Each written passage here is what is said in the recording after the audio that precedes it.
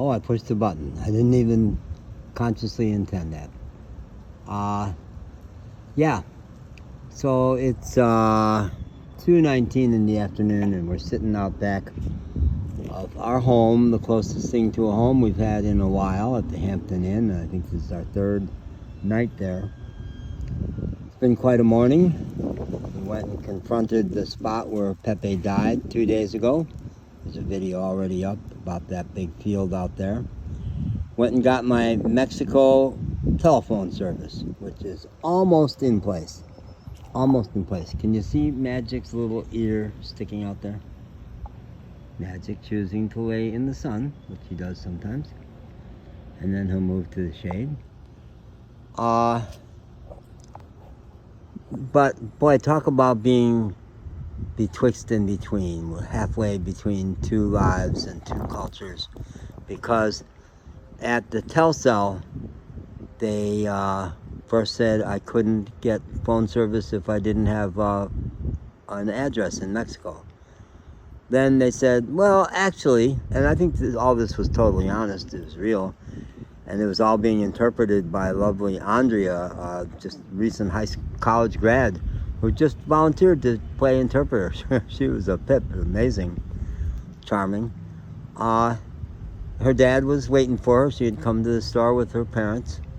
Families tend to be really close in Mexico. I'm struck by that again and again. So I'm betwixt and between, because first they said I couldn't get service if I didn't live in Mexico, and then they said no, there was a plan I could get, and then they said, well, we don't take PayPal. So my whole banking thing, I'm changing my phone to be Mexican. I'm opening my heart and trying to become Mexican that way. And I can't change my banking because you can't get a bank account in Mexico without being a citizen.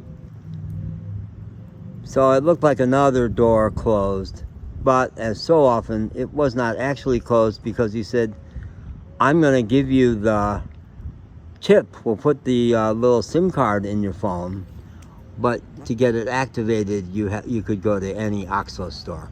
And the OXXO store that's right out there on La Avenida Tamaulipas is the one place where most consistently Alejandro knows how to put my PayPal card through. He's the jefe, maestro. But when we got back here, I was too tired and hot, and Magic, we were both too wasted to do that. So we just went up to our room, theoretically, to nap. Magic napped, and I worked my videos. And then I needed a smoke finally, and we came back here to the spot where that tire is the remnant of our car. The tire that blew out when I jumped the median out there on Saturday night a week and a half ago. I guess a week ago? 2 weeks ago? Shit. I guess 2 weeks ago, I think. So we sat down here, and the sun is beastly hot, but there's a nice little breeze coming out of the west. It's not coming out of the west, it's coming out of the north. The reason why that's relevant is that the afternoon after Magic had died, please, no, Pepe had died. One of the times I went up to talk to the staff, the music they play at the Hampton is uncanny for how perfect it is for me. It's not Mexican music, it's old-time American music. And this was the Sting version of Among the Fields of Barley, Among the Fields of Grain. I'll track down the exact title. I'm going to sing it to you. But the version I love is Eva Cassidy, which is doubly perfect because it's about dying. It's a very haunting song about dying. And Eva Cassidy died way too young, at 33, still not discovered, because her music was all over the place. She refused to be pigeonholed. She made all kinds of music. And so there they were playing a song about dying. It's a song that means a lot to me in so many ways. One of the big deals of my last 3 years has been coming to terms with the church community I went to in Asheville, where Howard Hanger, the minister, and I were in some ways alter egos. When my friend Lynn came to church there, she said, "You guys are so alike. Your affective style is very similar extroversion and charm and humor.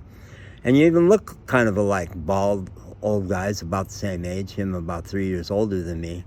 But we also magnetized against each other, and he was tremendously competitive with me. And finally, when he conspired to have our wonderful new minister, finally he hung up his spurs after 32 years, he really couldn't do it. And the inner circle of his friends couldn't do it. They hated her as a replacement. And she was so wonderful and so perfect.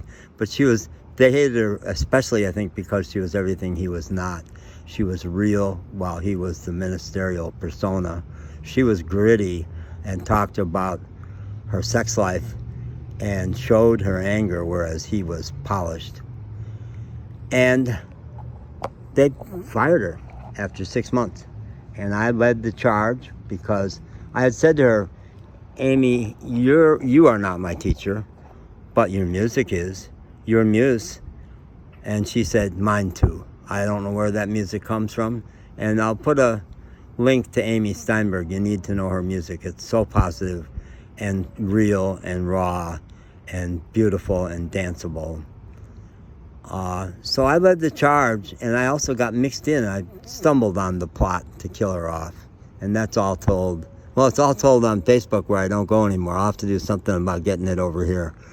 So quite an amazing story, and part of how I got taught to be bad, to be a badass, to say the hard things more than ever before in my life. And it included, just a few days after her firing, putting a really strong video up of my poem, Too Much, because she got fired for being too much.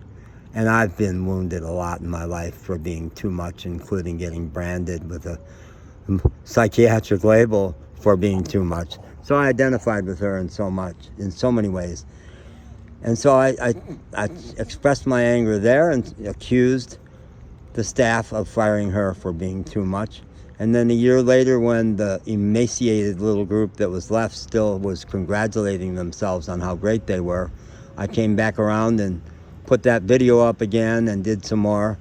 And then 2 years later, when they still were not confronting it, and I had a conversation with Amy, which I hadn't since the day she had been fired, and she confided to me that she was still hurting, still kind of afraid to go out in public in Asheville, because what do they think about, what does the people in Asheville think about me after this mysterious firing? What awful things did they think I had done? And all she had done was to violate the middle-class norms of the little hypocrites that run the place. And so my last pass, this last spring, a year ago, I named names. And I called out Howard as the hypocrite in chief, who's God to that inner circle. So the people who always loved me for my poetry now hate me. And I called out his sister, St. Genevieve, who was like the mother of the place, for having said to me, "You know, John, Amy wasn't just a bad minister. She was a bad person." I repeated all that on Facebook and ended that post by saying, "Amy never, ever, in her worst days, of her worst enemy, would call them a bad person. Genevieve, you're a fucking hypocrite." So, all that. And so here's the song about dying. And the relevance of all that is Howard and I did have the same musical taste, including Eva Cassidy. We both loved Van Morrison, Kev Moe, and Eva Cassidy. And here's a few, mercifully, just 30 seconds. You'll remember me when the west wind moves among the fields of barley. You can tell the sun in his jealous sky as I walk in fields of grain. Kind of flat. There are promises I've made, and there's some I've broken. Something about, I promise I'll come back, or always love you, or something like that.